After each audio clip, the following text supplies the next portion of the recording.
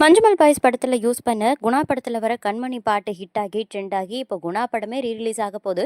ஆனாலும் மஞ்சுமல் பாய்ஸ் படத்தோட எஃபெக்ட் குறையல அப்படின்றத காட்டுது. நைட்டு முழுக்க மஞ்சுமல் பாய்ஸை பார்த்துட்டு காலையில் இந்த குழந்தை பண்ணக்கூடிய அட்ராசிட்டிஸ்.